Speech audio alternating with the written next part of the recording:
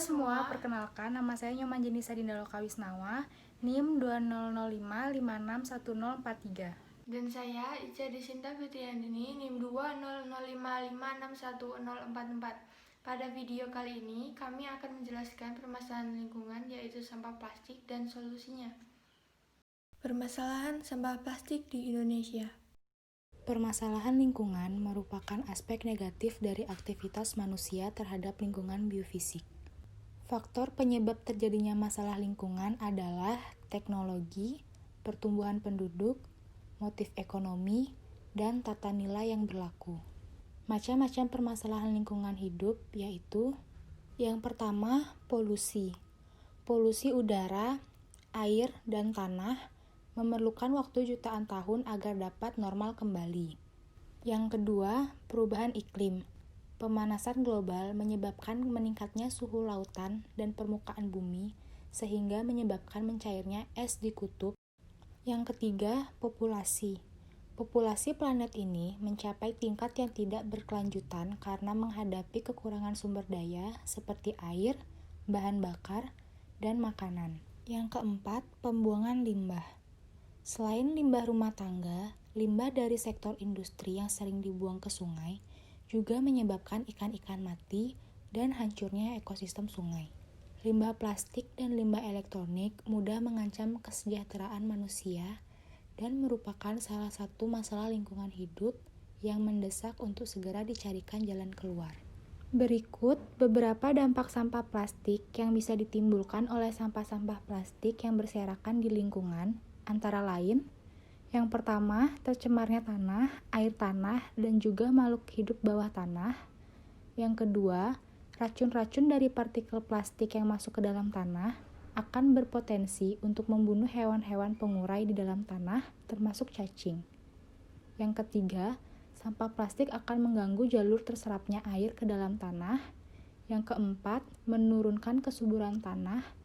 Yang kelima, sampah plastik yang susah diurai, mempunyai umur panjang dan ringan akan semakin mempermudah untuk diterbangkan angin, sehingga tidak menutup kemungkinan untuk mencemari lautan dan wilayah-wilayah lainnya. Yang keenam, hewan-hewan dapat terjebak dalam tumpukan sampah plastik hingga mati. Yang ketujuh, hewan-hewan laut seperti lumba-lumba, penyu, dan anjing laut menganggap sampah plastik sebagai makanannya, sehingga mereka akhirnya bisa mati karena memakannya dan tidak mampu mencernanya.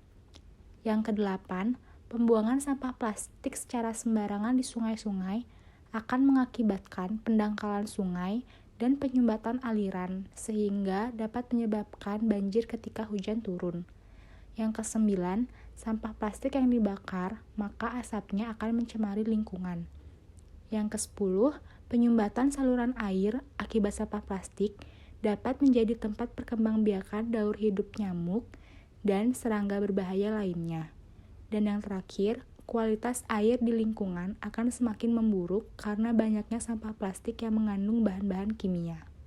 Ada beberapa riset tentang sampah plastik di Indonesia. Pertama, dari LIPI, Lembaga Ilmu Pengetahuan Indonesia. Menurut paparan M. Reza Cordova selaku peneliti Pusat Penelitian Oseanografi, sampah plastik di Indonesia, khususnya mikroplastik, mengancam ekosistem laut. Jumlah di laut sekitar 30-960 partikel per liter, dengan sebanyak 78 juta ton sampah. Hanya 2% yang didaur ulang dan 32% masuk ke ekosistem. Riset yang kedua adalah dari Sustainable Waste Indonesia.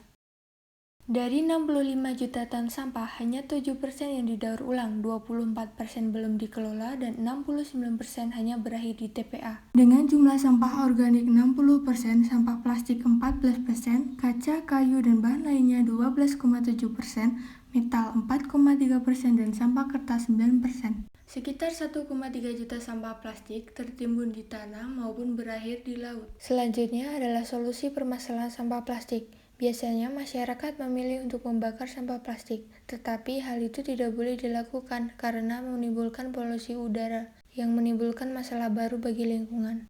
Seharusnya masyarakat melakukan 3R, yaitu reduce, reuse, and recycle. Reduce artinya mengurangi, contohnya menggunakan tas belanja saat berbelanja, menggunakan botol minum dan tempat makan yang bisa digunakan berkali-kali, mengurangi sikap konsumtif yang menimbulkan bertambahnya sampah plastik. Yang kedua adalah reuse, artinya menggunakan kembali.